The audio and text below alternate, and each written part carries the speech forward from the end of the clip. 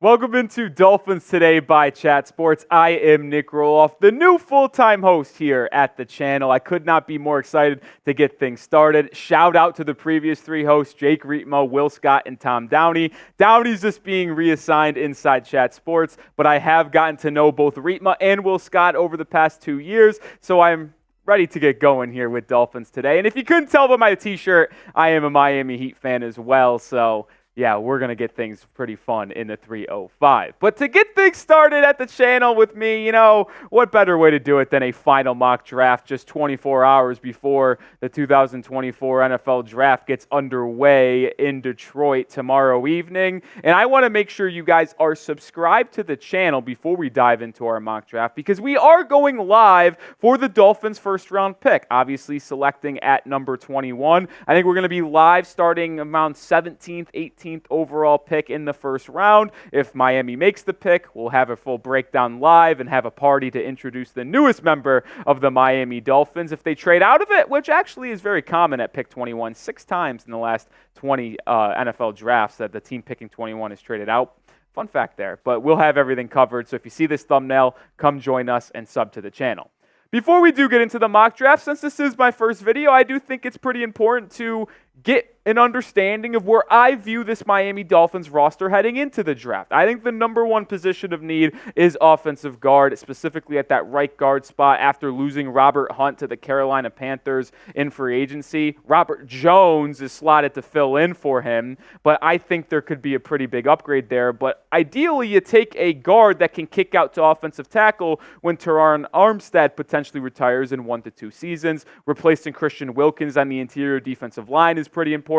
Offensive tackle, same thing mentioned with Armstead. Wide receiver, the Dolphins really do need that third guy next to Waddle and Tyreek Hill. Obviously, the rumors with Odell Beckham Jr. will not leave, but maybe they go to the draft route for that wide receiver 3 role. And then safety, which we'll get into throughout the rest of this offseason, but I do see safety as a massive need for the Miami Dolphins. But let's waste no more time. Let's jump into the final mock draft for the Miami Dolphins. And well, the way the board fell, Graham Barton, the offensive lineman for Duke, is the selection here for me at pick 21. I really like his game, and he fits that exact mold that I was talking about just a second ago, where he can play offensive guard right away, and I would project him, if this was the pick, tomorrow evening to be your starting right guard come week 1 in September. But he is someone that is also very versatile, that can play offensive tackle if another player went down with injury, whether it be Armstead, Austin Jackson. And if Armstead does retire in 1 to 2 seasons, well, guess what? You can have Barton kick back out to left tackle and have his replacement. To me, there's a lot of different ways that Miami can go in the first round because they have a lot of needs, believe it or not. Even though I do think they are a very talented roster, you can go wide receiver, you can go defensive line, but I think offensive line is the most important because it provides you starting caliber play right now on the interior, but it also provides you flexibility in a future at your offensive tackle positions because, well, let's face it, guys, with Tua as your quarterback, the number one thing Miami should always look to do is to protect him in the pocket. And Barton is just an athletic freak, too, when you really break down his profile. He is 6'5", 313. You see a lot of green on his RAS score, relative athletic score, which is very, very good. He can really get out and move. So if you want to do a little pull sweep action or get on the perimeter, he can move from the interior, get on the outside. You look at that right spot, shuttle, 3-cone, 10-yard split, 40-yard dash. This dude can absolutely move, and I would love to have him fit in on this Dolphins offensive line. I will say this, though. I think there is a better offensive lineman out there for Miami. That name would be Troy Fautanu coming out of the Washington Huskies. But I don't think he will be there. I believe he will be picked within the first 20 selections on the first round. So maybe Chris Grier trades up for Fautanu. Maybe they do, maybe they don't. But if they sit back at 21, Fautanu's gone, and Graham Barton's there, I think that is a no-doubt selection for Miami because it fits both their timelines, and he is one heck of a football player. Drop a name for me, though, down in the comment section on how you want the Dolphins to draft at pick 21. If they trade back, I actually would be okay with that, but saying they stay put at 21, drop a prospect down in the comment section.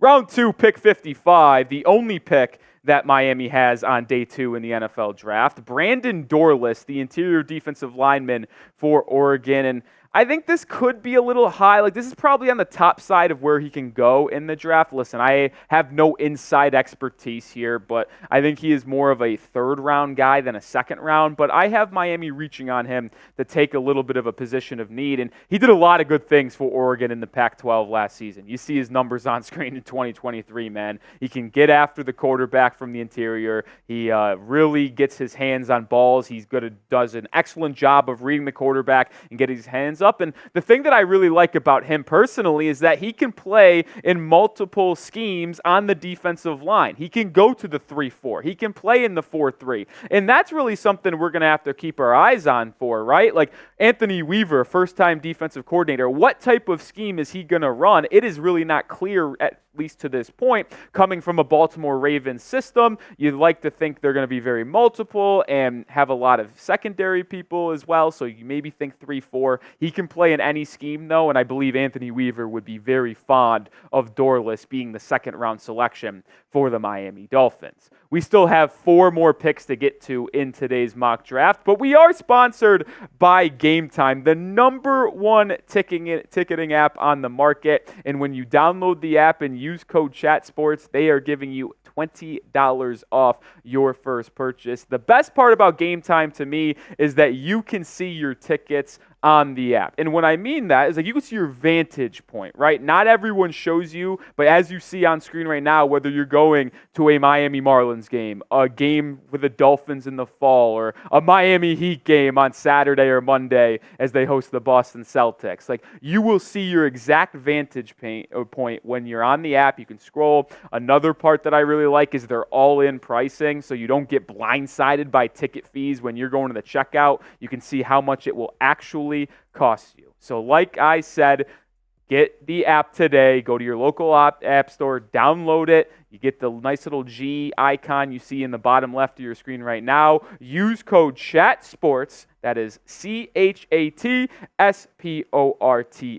for $20 off. Download GameTime today. Last minute tickets, lowest priced, guaranteed. You could also click that link that is in the description and comments of today's video that will direct you to your app store. All right, Jahim Bell in the 5th round here. Yeah, there's a big gap from when Miami picks in round 2 to round 5, which is why I honestly do think a trade back is possible to get some more picks in that 3rd, 4th round range. But Bell is someone who could slide into this McDaniels-led offense very, very nicely. An athletic tight end in another position of need for Miami. You brought in Janu Smith in the offseason. You still have Durham Smythe as that backup guy, but I'm not really sure if Miami is willing to rock with those 2 tight ends going into the season, and Bell could be a nice addition in the middle rounds of this draft. He's another really athletic guy. He might be a little bit more undersized, and the concern with Bell to me would be how would he fit in a run blocking system. But if you're just asking him to go out there and be a receiving tight end, he can absolutely be that guy. Very athletic, very quick. I like what he can do. He's athletic. He could be a very good red zone threat at 6'2".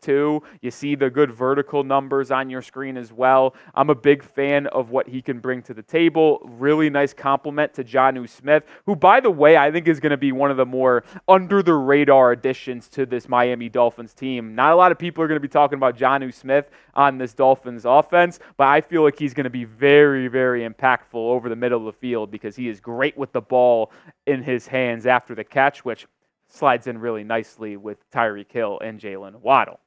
All right, 3 picks here to go. 2 in the 6th round, 1 in the 7th. The first 6th round pick is Jaylen Green, the edge from James Madison. And I tell you what, the Dukes just love me, and I love the Dukes. And when you look at the end of this draft, I don't really think it's a good one. And that's not just me saying that, by the way. There's a lot of experts in the NFL draft community that have been outspoken about how NFL GMs and front offices do not really look at this 6th and 7th round as good value. So teams are more willing to trade those picks to move up to get guys in the top 100 and top 120. So you're really just throwing extra darts at the board here late in this draft. And Jaylen Green coming out of a smaller school, listen, they had a great season. And obviously, if you were following college football, they were some of the talk of college football in November. So Jaylen Green is a big-time player. He was very productive in 2023 and really throughout his entire career at JMU, 15 and a half sacks in 2023.